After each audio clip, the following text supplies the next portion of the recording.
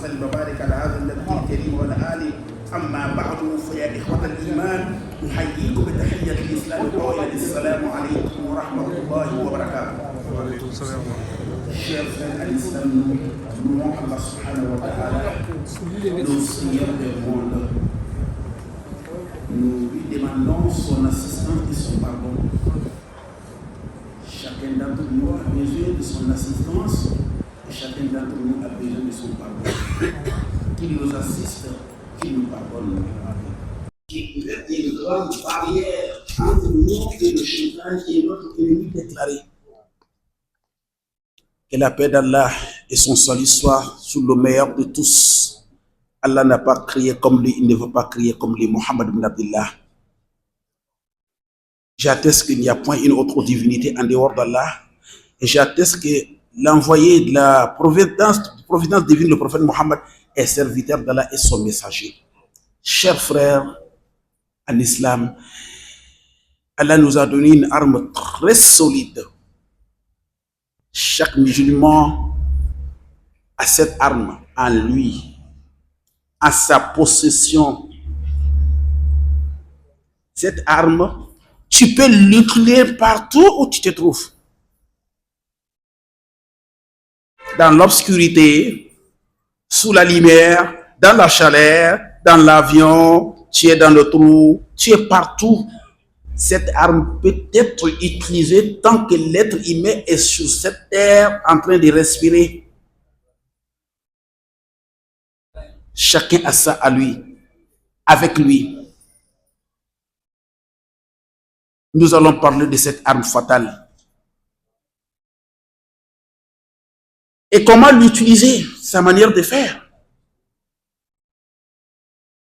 Vous savez que cette arme est quoi? C'est l'invocation, c'est-à-dire doua, demander à Allah ce que tu veux. Demander à Allah ta protection contre ce que tu ne veux pas et demander à Allah ce que tu veux. Rien n'est impossible avec Allah Jalla Jalalu. Rien. Rien n'est impossible. Voilà, c'est le seul problème qui fait barrière entre notre dua et Allah. En demandant à Allah, ne pense pas que tu es en train de demander un être humain qui a sa capacité limitée. Non. Non. Allah ne ressemble à aucune autre chose. Allah est Allah. Ne pense pas que tu demandes à un roi humain. Qu'est-ce que les rois humains ont comme pouvoir? Ils n'ont rien. Tu es roi dans un pays, tu ne commandes pas d'autres pays. Tu es président dans un pays, tu ne commandes pas d'autres pays. Et dans ton pays que tu commandes, le nombre de la population, tu ne connais pas. Tu ne connais pas tout et chacun. Tu ne comprends pas leur langue. Tu ne comprends pas leur langue. Ce que tu gouvernes, si 5, 3 personnes, 4 personnes ensemble veulent s'adresser à toi en même temps, tu vas dire, mais écoutez, je peux pas, allez-y, un à un. Mais combien de personnes s'adressent à Allah dans un seul instant, chacun dans sa langue, dans le pèlerinage? On ne connaît pas le nombre. Des millions de gens qui sont venus des pays différents, des nations différentes, les langues sont différentes, chacun explique son problème à Allah, tu entends les murmures, on dirait les abeilles, tout le monde parle dans sa langue, en même temps, il entend pour tout et chacun, les langues sont différentes. Le seul roi qui peut être comme ça, c'est Allah Jalla Jalalu. Aucun roi sur cette terre ne peut être comme ça. C'est pourquoi ils sont rois télé, c'est-à-dire les petits rois. Allah leur a donné un petit pouvoir pour un moment précis. Ceux qui ont fait l'indépendance, la plupart sont partis. Ils sont plus là. On ne trouve même pas leur tombe. Donc il est le roi des rois, c'est lui qui donne la royauté. Quand tu lui demandes quelque chose, ne pense pas que tu demandes à un roi humain. Il est le riche. Quand tu lui demandes de l'argent, ne pense pas que tu demandes à un être humain qui a sa richesse limitée, parce que la richesse de l'être humain est attachée à quelque chose, son commerce, son usine, son champ. Et s'il y a un petit problème dans ces choses-là, l'argent finit. Allah n'est pas ce riche-là. Si tu le demandes, ne demande pas. Ne pense pas que tu es en train de demander à un être humain qui est généreux. Non, non, non, non. La générosité d'Allah concerne tout le monde. Celui qui est bien, celui qui est mauvais, même quand tu es dans le crime, il te donne le vent pour respirer. S'il coupe le vent, c'est fini pour toi. Il est généreux, même avec ceux qui ne obéissent pas à ses recommandations. Allah est Allah. Allah est Allah. Son pouvoir n'a pas de limite. C'est lui qui donne à qui il veut ce qu'il veut. Regardez comment l'être humain vient dans le monde. Tu viens, la maman n'est même pas au courant que tu es venu. Papa n'est pas au courant que tu es venu. L'heure que tu es venu au monde, papa n'est pas au courant, maman n'est pas au courant. C'est lorsque ça va commencer à montrer des signes à la maman, la maladie, quoi. La maman sait que vraiment, je suis dans un autre état. Tu es venu comme ça, avec un programme. Mais il t'a donné la liberté de faire du bien comme de faire le mal. Il t'a dit, je vais te faire retourner aussi vers moi. Dans un temps précis, dans un lieu précis, je sais quand est-ce et comment. Allah est Allah. Mais il nous a demandé de l'invoquer, d'expliquer nos problèmes à eux, à lui. Aucun être humain ne peut être humain à sa fin. Hein? Tu ne peux pas. Quelle qu'en soit sa fortune, il ne pourra pas t'aider comme tu veux, comme tu le souhaites. Il ne peut pas. Il est un être humain. Il ne peut pas. S'il commence à t'aider un peu, il suffit seulement que tu fasses une petite faute à son égard, il coupe ce qu'il te donne. Parce que tu as fait une petite erreur.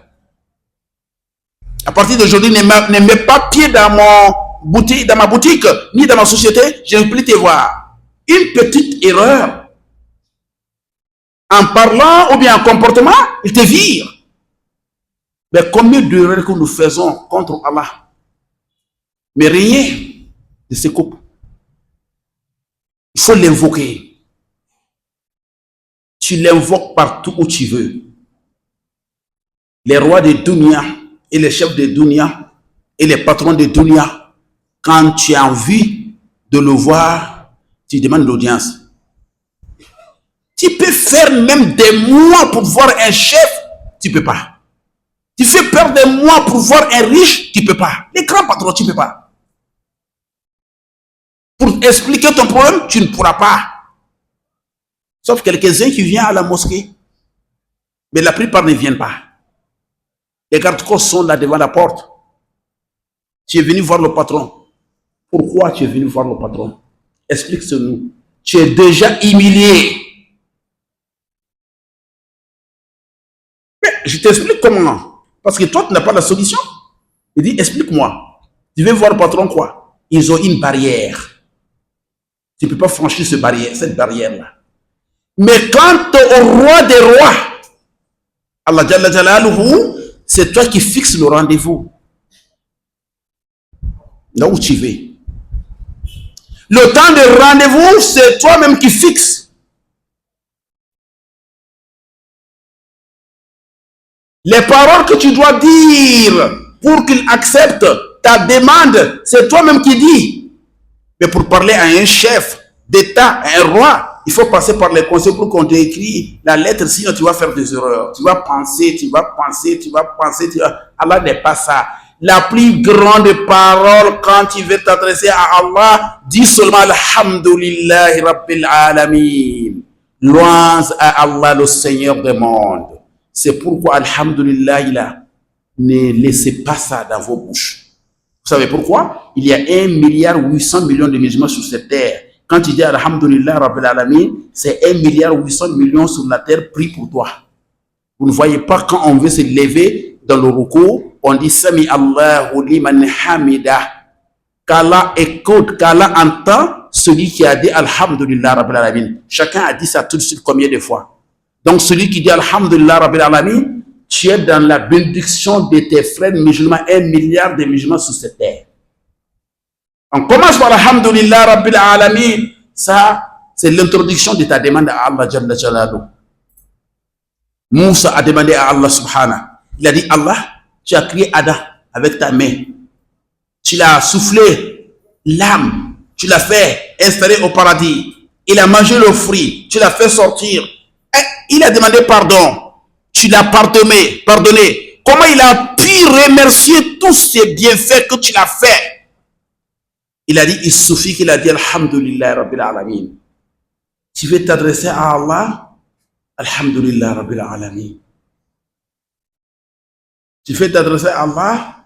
Allahumma salli ala Muhammad wa ala ali Muhammad. كما صليت على إبراهيم وعلى آل إبراهيم إنك حميد مجيد اللهم بارك على محمد وعلى آل محمد كما باركت على إبراهيم وعلى آل إبراهيم إنك حميد مجيد. Tu fais t'adresser d'Allah, Allah, il faut dire Ya Hayyu Ya Qayyum birahmatika astajib, ou bien dire Subhanallahi walhamdulillahi wa la ilaha illallah wallahu akbar. Allah dit demande ce que tu veux. Et le Coran dit, le Coran dit, votre Seigneur a dit de l'appeler, de l'invoquer, il va vous répondre.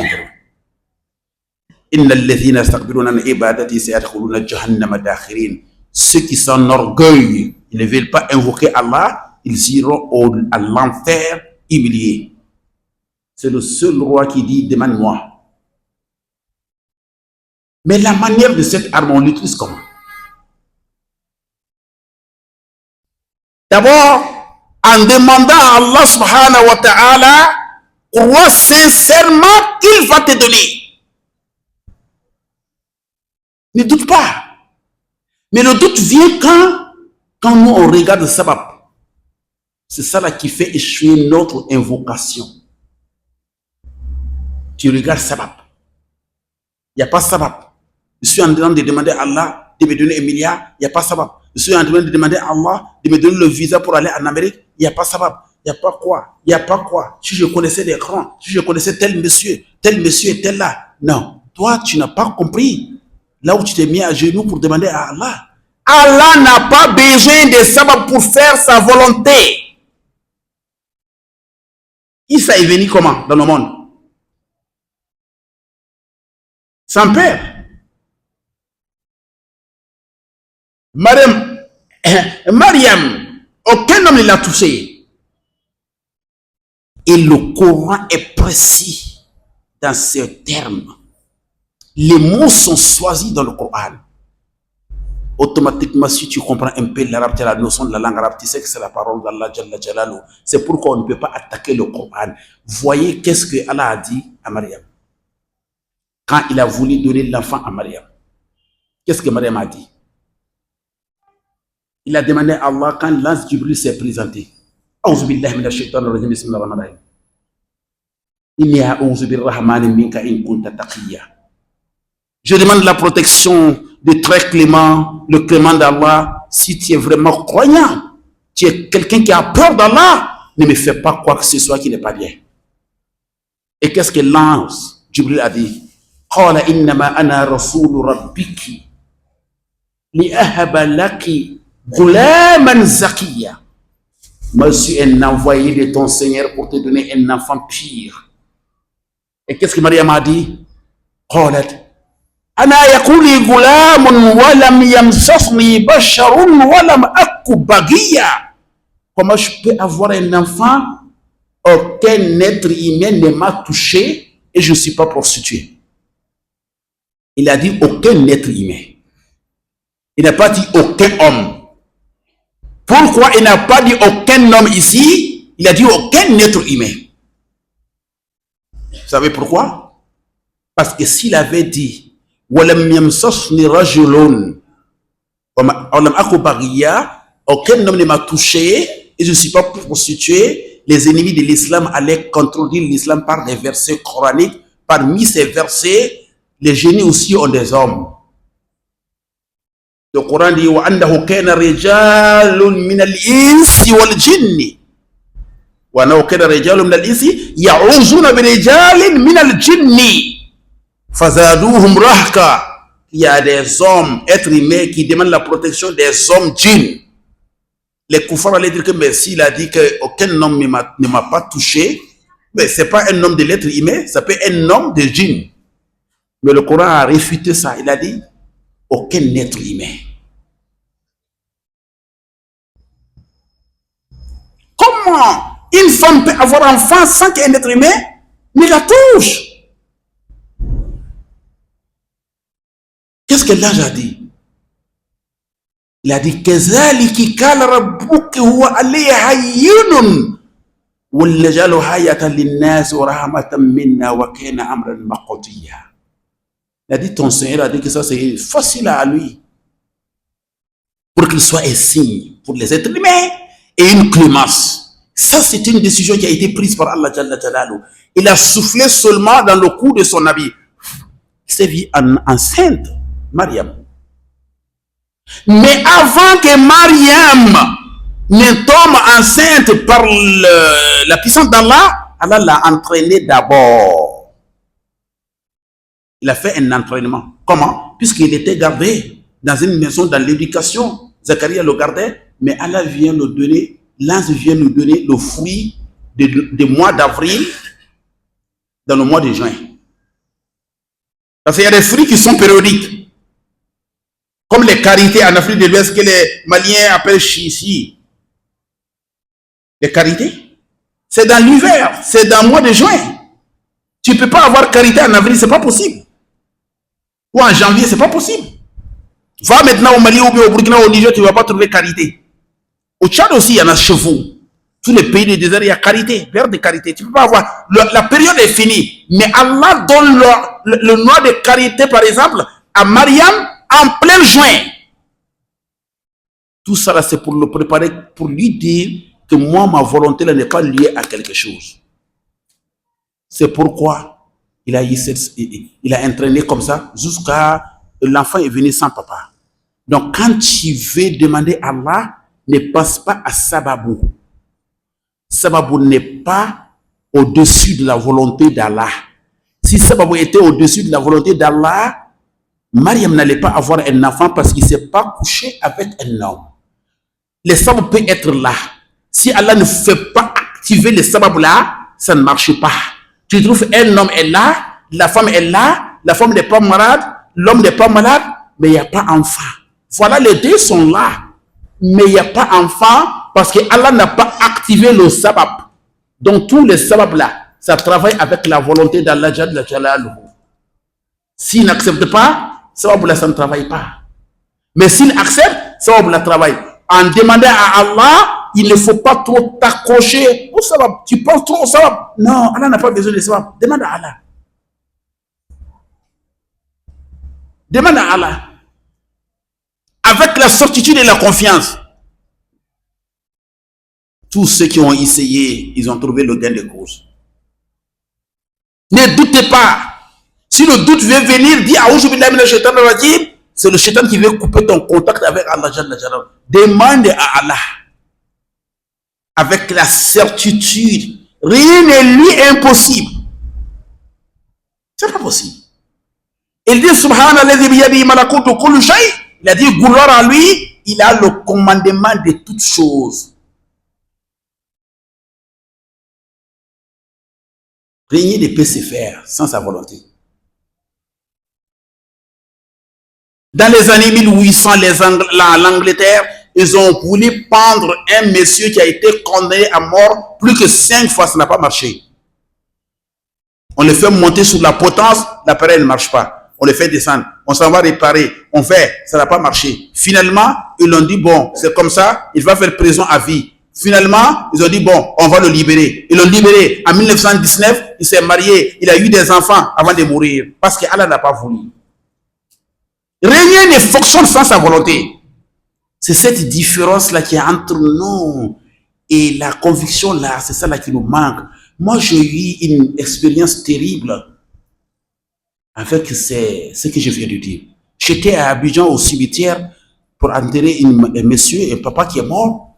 Et brusquement après, un jeune qui vient me voir chez moi. Il dit, je suis venu vous voir. Alors moi, j'ai eu un problème. J'étais tout à l'heure au cimetière avec toi. Quand je voulais faire descendre le papa, le cimetière s'est caché. J'ai failli tomber dedans. Les gens m'ont attrapé. Donc ils m'ont dit que moi-même je vais mourir, qu'il y a tas de problèmes, que c'est pas gratuit, c'est comme ça, c'est comme ça, c'est comme ça. J'ai dit non, c'est pas vrai. J'ai dit la terre là est très faible. Si bon, ton poids est lourd, ça casse. Ça n'a rien. Je lui ai fait comprendre. Il a dit, tu me connais? Je lui ai dit, je ne te connais pas. Il y avait un grand criminel en Côte d'Ivoire que toute la police judiciaire le connaît. C'était lui. Il a dit, le vieux en question, c'est le mari de ma maman. Mais ce n'est pas mon vrai père, mais c'est le mari de ma maman. Je dis, c'est toi? Il a dit, c'est moi. Il dit, Oustaz, je n'ai pas appris que moi, même on tire sur moi, ça ne va pas. Tous les policiers ont essayé, ça ne va pas. On m'attrape, on me fait coucher sous la terre, on me fusille avec les kalachnikovs, ça ne marche pas. J'ai dit, j'ai entendu. J'ai dit, mais tu as quel secret toi? Il a dit, je vais te dire le secret. Il a dit, Wallah, je jure par Allah. Je n'ai aucun secret. Si tu veux, je me déshabille. Tu ne vas pas voir une amulette ni bague. J'ai dit, mais qu'est-ce que tu fais? Il a dit, j'ai lu Qul huwallahu ahad. J'ai dit, comment? Il a dit, mon grand-père était un dozo, des chasseurs traditionnels. Et puis un dozo qui est en albinos, qui est fort. Mais il m'a donné tout, je n'ai pas accepté. Il a dit, quand je vais dans les opérations là, si ça commence à tirer là, je dis, Allah, tu es unique, c'est toi celui qui peut me sauver. Je lis Qul huwallahu ahad. On tire sur lui, on tue les autres, il n'y a aucune balle qui la touche. Jusqu'à les policiers même vont le prendre dans la cellule pour dire, il faut nous donner ton secret. Regardez, il est dans le mal, mais du fait qu'il a donné la confiance à Allah, Allah l'a sauvé. Il est mort l'an passé en Belgique. Et il ne manquait pas, c'était moi-même. Quand j'étais toujours installé pour toujours à Abidjan, pas comme maintenant, je viens. Demande à Allah avec la conviction, il te donnera. Ça c'est un. Parce que Allah dit, demandez à Allah avec la conviction. Si la conviction est là, il ne faut pas regarder le sabbat. Le sabbat, on ne peut pas fonctionner sans sa volonté. Si la conviction est là, évitez d'être pressé. La précipitation, c'est ça qui coupe le doha. Le prophète l'a dit. Doha est toujours en cours valable. Que lorsque la personne va dire, oh, j'ai trop duré, il ne m'a pas répondu. Demande. Il sait quand te donner. Il ne t'a pas oublié. Évitez la précipitation d'un doha. Je l'ai fait, il ne m'a pas répondu. Tu sais, tu es en train de faire le doha. Tu es en train de faire le doha. Tu es en train de faire le doha. Il y a beaucoup de balaos qui t'échappent. Allah met souvent le doigt là pour enlever ça. Il va te répondre. Il ne faut pas être pressé. Il ne faut pas douter. Non, il va te répondre. Je demande à Allah depuis quelques mois, 100 millions, 200 millions, jusqu'à maintenant, je n'ai pas de résultat. Mais tes 100 millions que tu demandes à Allah, là, si tu sais ce qu'il a fait avec tes doigts là, le malheur qu'il a barré contre toi avec ce doigt-là, tu vas le remercier. Peut-être tu allais être assassiné. Peut-être tu allais être fou. Peut-être tu allais attraper une maladie, cancer de foie, insuffisance rénale, cancer de quoi. Tout ça là, on est en train de vivre au milieu de danger. Allah met souvent ton doigt là entre toi et ces malheurs que toi tu ne vois pas. Ne te précipite pas. Toi, tu continues seulement à faire le doigt. Premièrement, il faut avoir la confiance que Allah va te répondre. Deuxièmement, ne sois pas pressé. Quand tu fais ton doigt, c'est qu'il va te répondre au moment qu'il veut. C'est lui qui te choisit le temps. Il ne faut pas dire que bon, moi comme je suis mauvais, c'est pourquoi donc je suis mauvais, mais que bon, j'ai trop de péchés, je suis cela, Dieu ne va pas me répondre. Non, non, non, non, non, non. L'affaire n'est pas comme ça. L'affaire n'est pas comme ça. Demande à Allah. Il y a une autre créature qui est plus mauvais que tout, le shaitan. Très mauvais. Mais il a demandé à Allah, Allah a accepté. Car Allah l'a chassé du paradis.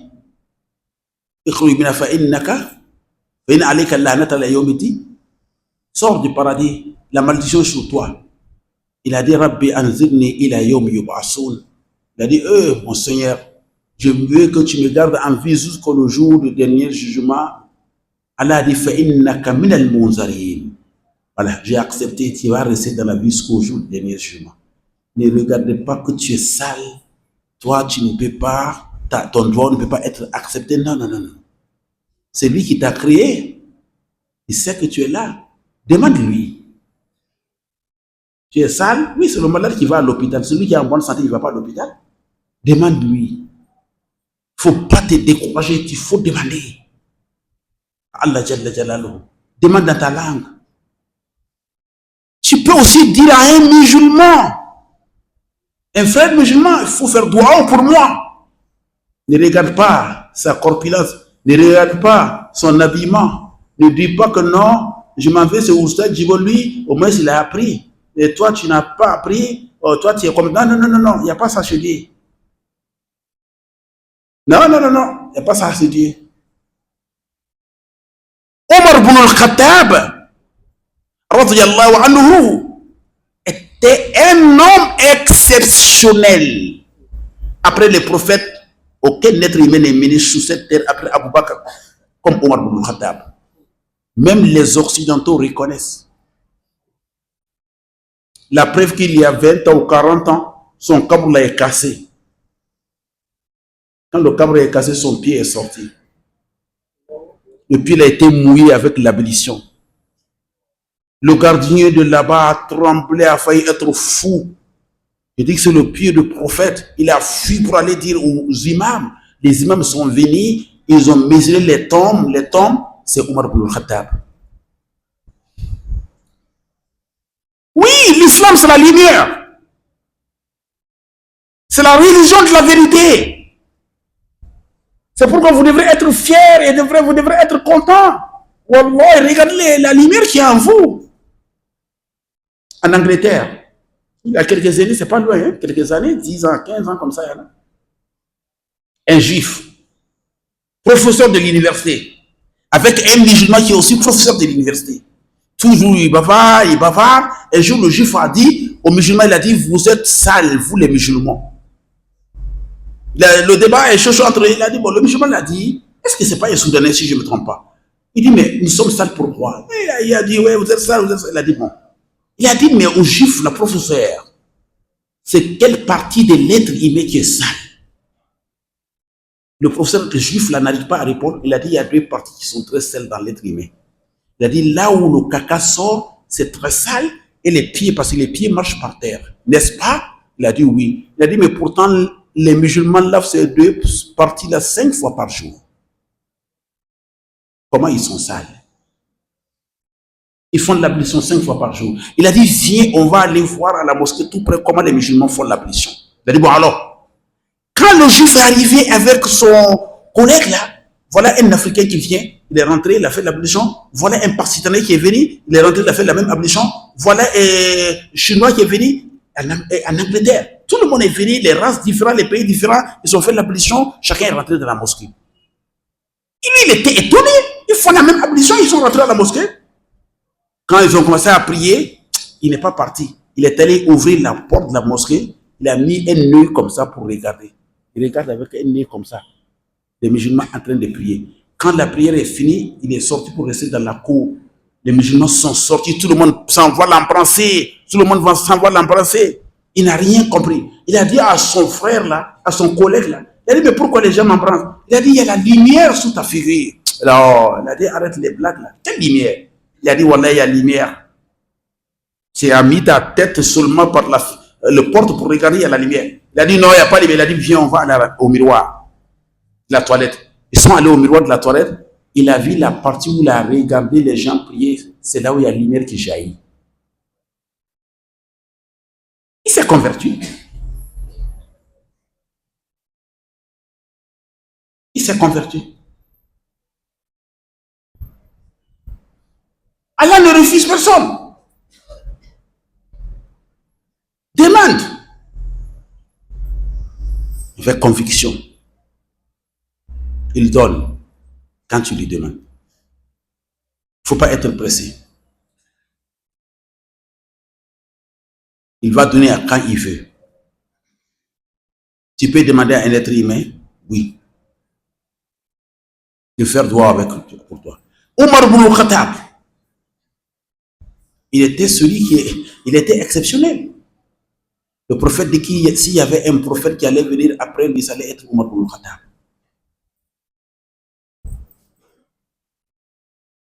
Il est enterré à côté du prophète Mohammed, sallallahu alayhi wa sallam.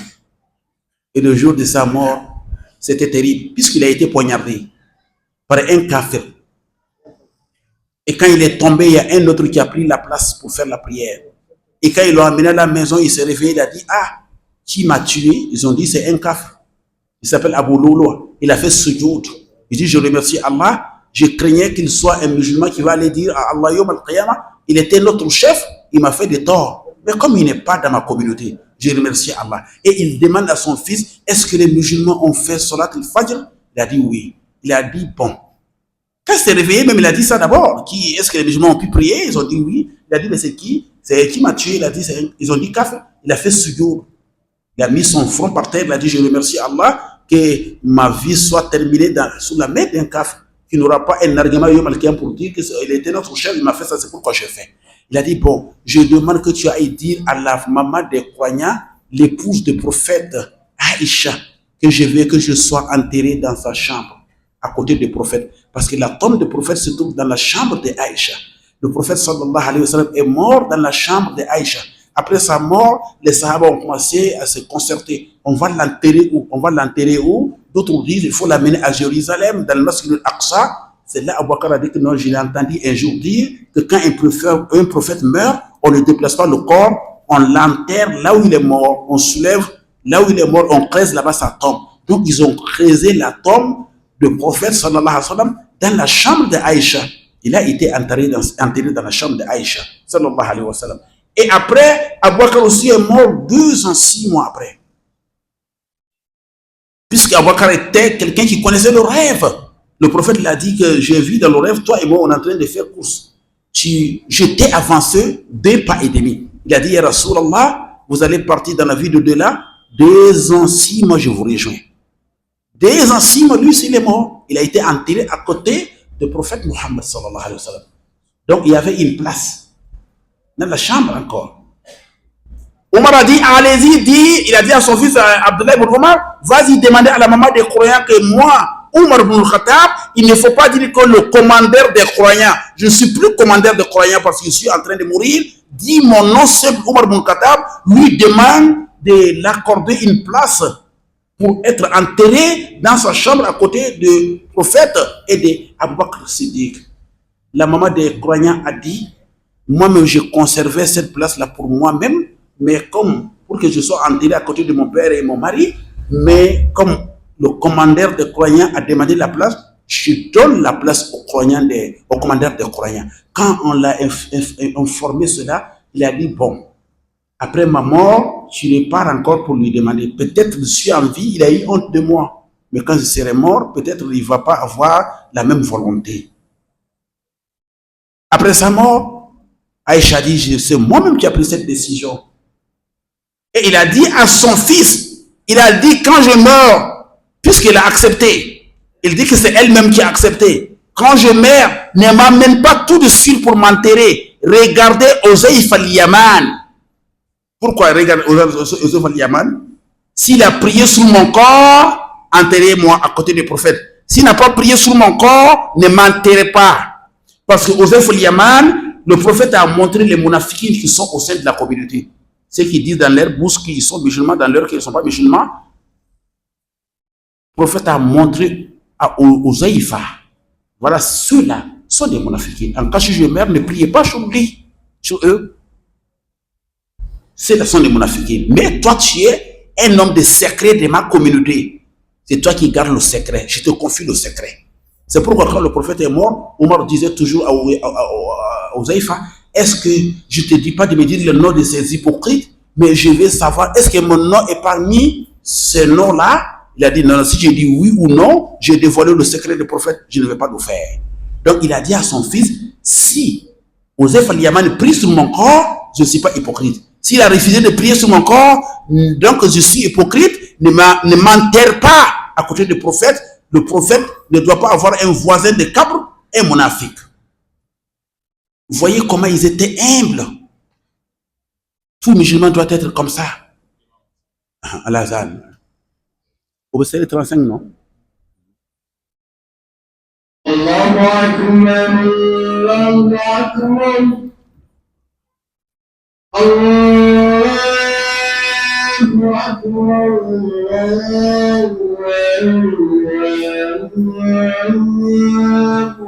Akbar. أشهد أن لا إله إلا الله.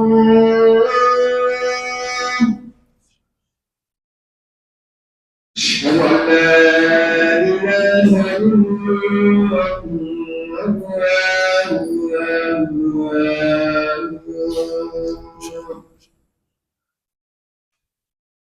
أشهد أن محمدا رسول الله.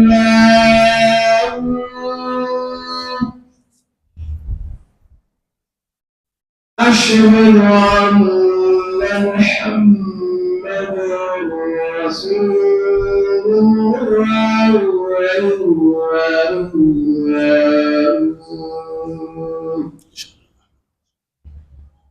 حي على الصلاة.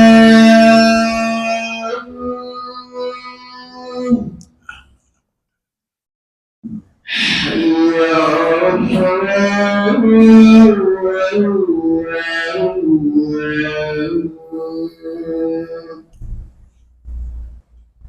حي على الفلاح.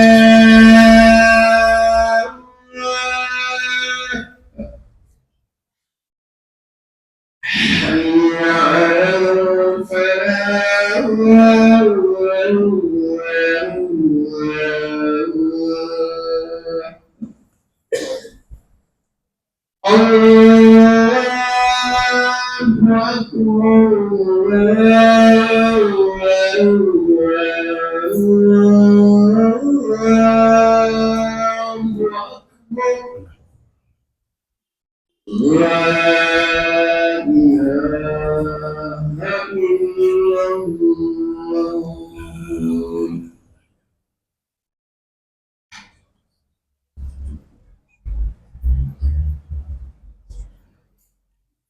Osef al-Yamani, quand il a prié sur le corps, on l'a enterré à côté du prophète Muhammad sallallahu alayhi wa sallam. Mais regardez sa classe avec Allah subhanahu wa ta'ala. Le prophète dit que s'il prend un chemin, le shaitan prend le chemin, le shaitan, si le shaitan voit Omar venir, il va fuir. Parmi les 10 personnes qui ont été promis le paradis, Omar est dedans. Mais Allah, le Tout-Puissant, a honoré cette Oumma. Il nous a enseigné la simplicité. Il faut être simple. Et regardez, avec sa foi, avec sa grandeur, il doute de lui-même. Il ne s'est pas rendu orgueil, il n'a pas soulevé les épaules. Il dit, ah, si on ne m'enterre pas, donc je suis hypocrite. Ou achahu. Omar ne peut pas être hypocrite. Omar est l'un des meilleurs êtres humains après les prophètes. Donc, un jour, Omar, il y avait un monsieur qui s'appelle Uwais al-Qarni. Il était un musulman, mais il n'a pas vu le prophète. Il était à Yémen. À chaque fois quand il voulait venir voir le prophète, Sa maman dit non, je suis là, occupe-toi de moi, jusqu'à... La maman est morte. Mais le prophète l'avait dit signe. Il a dit c'est un homme qui est très bien avec sa maman. Il avait une maladie de peau. La peau était devenue blanche. Il a dit la maladie est guérie. Il a demandé à Allah, la maladie est guérie, sauf une place seulement des pierres de 25 comme ça, vers son nombril. Il a dit si tu le vois, demande à lui de demander istighfar, de demander à Allah qu'il prie pour toi. Le prophète a dit ça à Omar. Omar est qui? Ouais le Qarni est qui? Évidemment, après la mort du prophète, à chaque fois quand les gens de Yémen viennent, Omar demande qui est Ouais le Qarni parmi vous? Qui est Ouais le Qarni parmi vous? Jusqu'à a trouvé Ouais le Qarni. Et puis les gens le minimisaient. Ils ont dit, ah oui, on est venu, il est à côté de nos chameaux, là, on l'a gardé là-bas, il est en train de garder des chameaux. Ouais, il est allé, il a dit, c'est toi Ouais le Qarni? Il a dit oui. Il a dit, tu avais une maladie qui a rendu la peau blanche, sauf une petite partie vers tout ton corps, partie comme 25 francs, qui est guérie. Toute la maladie est guérie, sauf cette petite partie. Il a dit oui. Il a dit, le prophète m'a dit, je suis venu te demander d'invoquer Allah pour moi. Il a dit, moi, invoquer Allah pour toi, toi, Omar bin Khattab. Il a dit, mais le prophète m'a dit déjà ce que tu es. Et il a demandé astaghfirullah pour Omar. Omar a dit que bon, j'aimerais, tu vas où? Il a dit, je vais à Koufa, en Irak. Il a dit, je vais écrire au gouverneur de Koufa, de te donner une place exceptionnelle. Il a dit, non, je vais vivre avec les gens simples. Simples comme les autres. Demande doigt à ton frère musulman, petit comme grand, il n'y a pas de problème. Il faut demander le doigt. Mais le doigt n'est pas à vendre. Non. Si quelqu'un dit, je peux faire le doigt, mais il faut que tu m'amènes un mouton d'abord. Voilà, il faut déposer 50 000 parce qu'on doit acheter des parfums. Non, ça, c'est pas doigt. Ça, c'est des escroqueries qui viennent comme ça. Omar a demandé doigt à lui. Mais le prophète m'a demandé doigt. Toi et moi, j'ai entendu un prêcheur qui dit comme ça une fois au Congo-Brazzaville, on n'a pas le droit de demander doigt à quelqu'un parce que doigt, c'est ibada. Quelqu'un d'autre ne peut pas faire ibada à la place d'une autre personne. Je dis, mais c'est grave, c'est grave. C'est tellement grave. Mais il a oublié que le prophète a demandé doigt à moi. Il a demandé doigt à Jawar. Il a demandé à Diallo de faire doigt pour moi. Il a demandé à Boukoum de faire doigt pour lui. Il a demandé à Laji Moussa de demander doigt pour lui. Il a demandé à Abdel de faire doigt pour lui. Le prophète a demandé doigt pour tout, pour vous, de faire doigt pour lui. Il n'a pas dit que quand tu entends Al-Azan, il faut répéter ce que le muezzin dit. Quand il dit Ayya al-salat, il dit la hawla wa la quwwata illa billah. Ayya al-falat, il dit la hawla wa la quwwata illa billah. Et quand tu finis, qu'il faut faire le doigt, il faut demander à Allah de m'accorder al-wasila. Demandez à Allah de m'accorder moi al-wasila. Parce que c'est une place que quelqu'un d'autre la mérite si c'est pas moi. Demandez à Allah. Et celui qui va faire ça, Yom al-Qiyamah, Allah va ordonner à moi de demander pardon pour lui. Parce que Yom al-Qiyamah, le prophète ne vient pas pour dire, oh lui, il faut le pardonner, lui, il faut le pardonner. Le prophète prie. Il se prosterne devant Allah. Allah va dire au prophète, lève-toi. Lui là, il faut demander pardon pour lui. Lui là, il faut demander pardon pour lui. Il a dit celui qui fait le doigt là, Allah va lui pardonner. Il va me donner ordre de demander pardon pour lui. Il a dit Saloulil wasila, demandez pour moi al-wasila. Qu'est-ce que nos doigts servent à quoi à côté des doigts du prophète? C'est pour nous enseigner qu'on peut demander doigt à n'importe qui. Et Omar, quand il est venu le dire, je m'ai fait faire Umrah. Il a dit, Wallah, il a dit, je vais faire Umrah. Rasoul, donne-moi permission, je m'en vais faire Umrah. Et le prophète a dit, tu as la permission. Wala tansani min du'aika ya akhi. N'oublie pas, ne m'oublie pas avec les doigts. Omar a dit, quoi? Omar a pleuré. Et Omar a dit à Rasulullah, Wallahi ya Rasulallah, inna hadhihi al-kalimata ahabbu ila Allah, ahabbu ilayya min ad-dunya wa ma fiha. Il a dit, cette phrase-là que tu as dit là, j'aime ça que tout dunya. On peut se demander entre nos doigts. Il n'y a pas un problème. Tu as un problème, tu dis à tes frères de faire doigt pour toi. Il n'y a pas un problème. Mais le doigt là, quand est-ce il est vitement accepté? Après les prières, il est vitement accepté. Dans le sujoud, il est vitement accepté. Mais les savants disent que dans la prière de Farida, de faire le doigt en arabe, que mais dans la prière de Nawafil, qu'on peut faire dans notre langue. Donc l'arabe, Dieu n'attend pas l'arabe, Dieu n'attend pas l'autre langue, si c'est pas l'arabe. Non, ne déplace pas le débat. Non, ne déplace pas le débat. La religion, tu la pratiques comme Allah a dit. Qu'est-ce que tu dis quand tu fais Attahiyatullah? Tu dis Attahiyatullah, Zakiyatullah, ou bien Attahiyatullah, Tayyibat, Salawatullah, Ashhadu an la ilaha illallah, wa ashhadu anna Muhammad Rasulullah. Le prophète aussi dit comme ça. J'atteste qu'il n'y a pas une autre divinité qu'Allah. J'atteste que Muhammad est l'envoyé d'Allah. Mais le prophète ne dit pas wa ashhadu anni Rasulullah. J'atteste que je suis prophète. Non. Il lit comme il a été dit. Allahumma salli ala Muhammad wa ala ali Muhammad. Il lit comme toi tu lis. Il ne dit pas Allahumma salli à moi. Non. Il dit Allahumma salli ala Muhammad wa ala ali Muhammad. La religion c'est comme ça. Ce que Allah dit de faire, fais comme ça. Ce que les savants disent de faire, fais comme ça.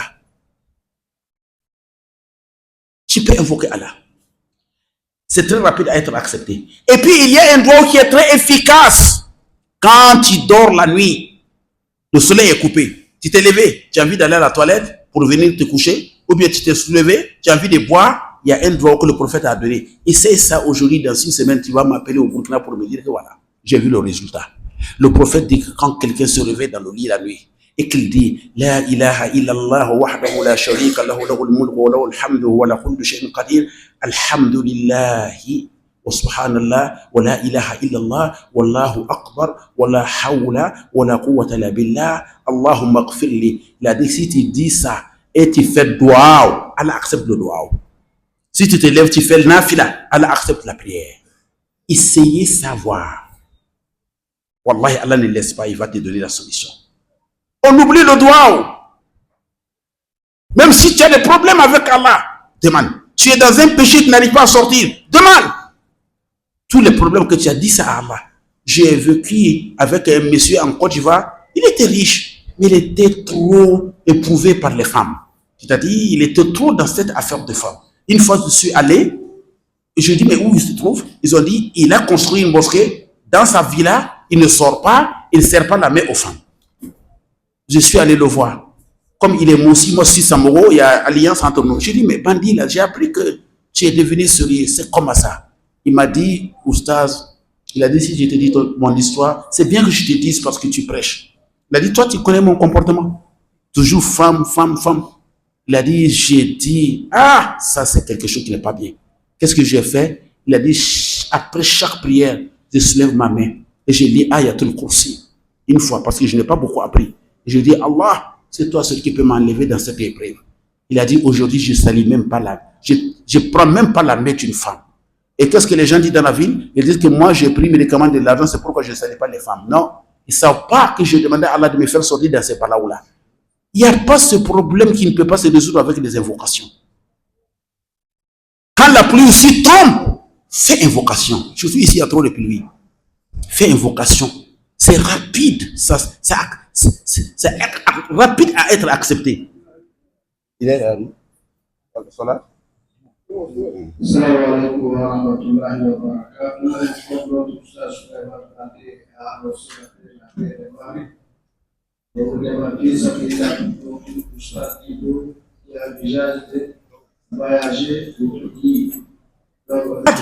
Il faut toujours demander à Allah. Et puis tu es malade, il faut faire toujours sadaqa. Dans l'intention que Allah te guérisse. Faire dua. Wallah, Allah va t'orienter vers un médecin qui va te soigner d'une manière facile. Il va t'orienter. Il faut faire dua quand tu es malade. Mais ce dua-là, vous devrez demander. Si vous demandez à l'imam, après moi, il va vous écrire. Quand tu te réveilles la nuit, il faut dire ça. La ilaha illallah wahdahu la sharika lahu lahul mulku wa lahul hamdu wa la kullu shay'in qadir. Alhamdulillah, subhanallah, walhamdulillah, wa la alhamdulillah rabbil alamin, subhanallah, wa la ilaha illallah, wallahu akbar. Et puis, ils vont t'enseigner. Quand tu te réveilles dans le lit, tu fais. Et Inch'Allah, tu fais ça, Allah va te répondre. Doua. Il y a une Européenne qui s'est convertie. Il a dit les musulmans ont une grande arme, mais ils n'arrivent pas à l'utiliser. Il a dit le doua, l'invocation. Dans les autres religions, il faut avoir chef religieux pour qu'il invoque Allah pour toi. Non, toi tu invoques pour le chef religieux musulman, le musulman aussi, lui aussi invoque pour toi. Partout où tu es, tu demandes à Allah. Surtout s'il y a la pluie qui tombe. Tu étais à la Mecque. La première fois que tu vois Al-Kaaba seulement, doigt que tu fais là. Inch'Allah, 99,9% il est accepté. Faites le doigt. Faites le doigt. Le milliardaire nigérian qui a raconté son histoire, un milliardaire nigérian. Et il est en train de faire tawaf, son téléphone portable sonne. Il regarde, le téléphone sonne. Il regarde, c'est un des grands milliardaires de Nigeria aussi, qui n'est même pas musulman. Il dit, tiens, où? Il a dit, bon, je suis à la Mecque, hein, je suis venu précisément pour faire Umrah. Ah, je suis à côté de la maison d'Allah comme ça, je suis en train de faire tawaf. Il a dit, mais profite en même temps et dire à Allah de guérir ma maladie cancer que j'ai. La maladie est là, toi-même tu sais. Il a dit, bon, moi je demande à Allah, dans ce lieu béni, Allah, guéris tel monsieur de telle maladie. 3 jours, le monsieur est guéri. 3 jours. Vous voyez? Donc, au doigt, il est l'air. Merci à mes frères, merci aux imams, merci aux responsables. Inch'Allah, moi je retourne, Inch'Allah, en Afrique de l'Ouest. Burkina, Côte d'Ivoire, Mali. C'est les 3 pays là où vous me trouvez. Si je ne suis pas ici, je suis ici, je ne suis pas ici, je suis ici. Je vais d'abord par la Côte d'Ivoire. J'ai perdu ma belle-mère et en même temps une cousine à moi. Que Allah lui accorde le paradis Firdaus. Elle a beaucoup fait aussi pour la religion avec ses moyens. Il a beaucoup fait. Inch'Allah, on va se retrouver. Mais je ne vais pas dire je reviens, Inch'Allah. Avant cela, que Dieu nous pardonne tous. Que je demande pardon à tout et chacun. Parce que la cohabitation est difficile. Souvent, tu peux faire quelques gestes, tu n'as pas l'intention, mais ça peut être mal interprété. Que Dieu nous pardonne. Je pardonne à tout. Moi, je pardonne tout le monde. Je demande à tout le monde de me pardonner, Inch'Allah. Nous allons se rencontrer dans peu de temps, Inch'Allah. Qu'Allah nous donne la longévité, qu'Allah pardonne nos péchés, qu'Allah nous donne la connaissance de notre religion. Chacun a un souci. D'autres ont souci des maladies, d'autres ont souci d'autres choses. Qu'Allah nous aide à sortir de ces soucis-là. Qu'Allah fasse que nos enfants sont bien éduqués, qu'Allah protège nos enfants, qu'il nous accorde la paix dans nos foyers, la paix entre nous, qu'Allah nous pardonne nos péchés, Inch'Allah. À la prochaine fois, Inch'Allah, jeudi, moi je retourne, Inch'Allah, on va se retrouver encore. Wa sallallahu ala nabiyyina Muhammad wa ala alihi wa sahbihi ajma'in wa akhiru da'wana alhamdulillahi rabbil alamin.